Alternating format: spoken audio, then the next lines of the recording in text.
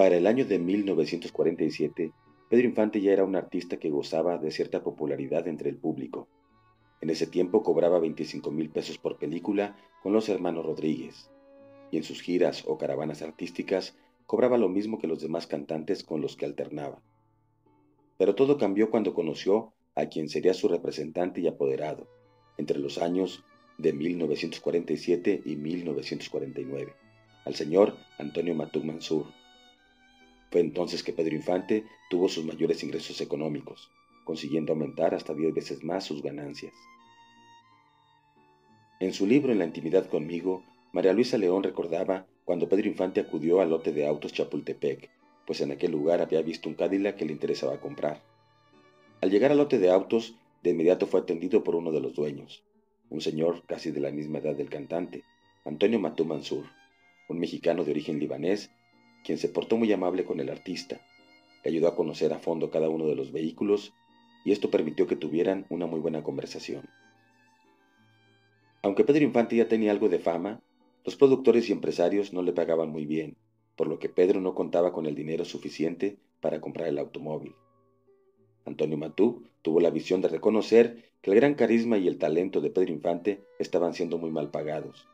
Los empresarios estaban aprovechando, por lo que aunque Pedro no tenía el dinero suficiente para adquirir el automóvil, Matuk se lo ofreció a cambio de realizar con él algunas presentaciones, donde sería el mismo Antonio Matuk quien lo representaría, prometiéndole incrementar sus ganancias, pero sobre todo prometiéndole que le conseguiría un mejor trato de parte de los empresarios. Cuando el ídolo de Guamúchil regresó a su casa, se le veía contento, pues había conocido a una persona que le pareció en sus propias palabras rete buena gente. Su relación fue tan buena que no tardaron en entablar una bonita amistad. Cuando Pedro se percató que Matuk era muy bueno para los negocios, le pidió que se quedara como su representante y apoderado, trabajo que Matuk aceptó inmediatamente. Pedro le decía a su entonces esposa María Luisa: de aquí para adelante, viejita, llegaremos a millonarios. Antonio tiene talento, personalidad y valor para cobrar por mí. La gente me quiere, y ahora seré yo el que ponga requisitos a los empresarios para trabajar, por lo que a partir de hoy será Matuk quien se encargue de tratar, establecer condiciones y cobrar por mis presentaciones. Viejita linda, vamos más que corriendo para millonarios. Matuk no solamente cobraba por Pedro, también le aconsejaba. Pepe Infante contaba que un buen día el señor Matuk le había dicho a Pedro: oye, pelón, tienes que limarte, prepararte, saberte comportar con la clase alta, con la clase media y hasta con nuestra misma gente. Mira, un artista le canta un día a la clase alta, otro día podrás estar cantando para gente humilde, pero ¿quién te dice que no vas a cantar a ministros, presidentes y embajadores? Por lo que Pedro aceptó que Matuk le pusiera a maestros que le enseñaran al cantante a comportarse con propiedad ante cualquier tipo de público. Una vez en una grabación se le pudo ver a Pedro leyendo un libro cuyo título decía Manual de Urbanidad y Buenas Costumbres. Al señor Matuk se le ocurrió esa idea y Pedro aprovechó su dinero para realizarla, pues recordemos que para 1949 Pedro Infante ya ganaba buen dinero, pero con Matuk como apoderado ganaría mucho más. Fue entonces que cuando Pedro Infante tuvo su gira por Texas y Nueva York en 1949, ya lo acompañaban Antonio Matuk como apoderado y Jorge Madrid Campos como secretario particular. Para 1950, Antonio Matuk ya se había convertido en el manager del actor más redituable de la época de oro del cine mexicano, y se encargó de reevaluar cada trabajo en el que había participado el actor.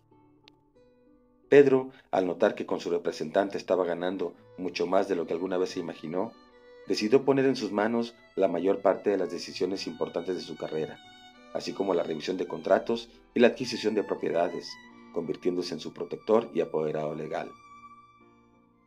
En 1954, Pedro Infante y Antonio Matuk constituyeron la casa productora Matuk Films, que luego se convertiría en Producciones Matuk S.A. Matuk alcanzó tanto prestigio que se relacionaba con directores de Hollywood, como Frank Capra.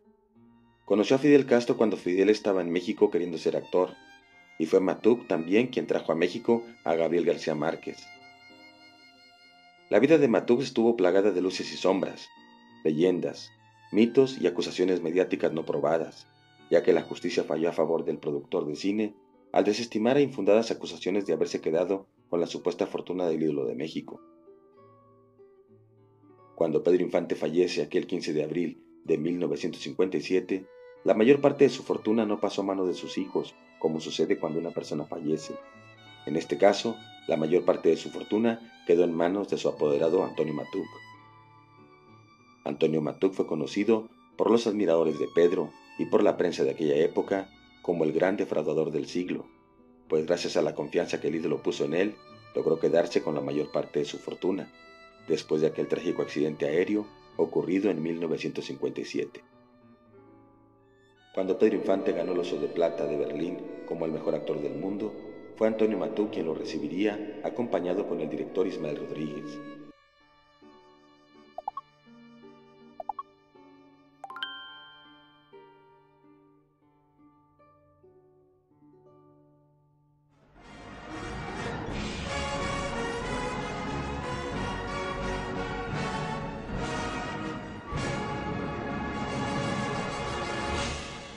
El Rincón de las Historias.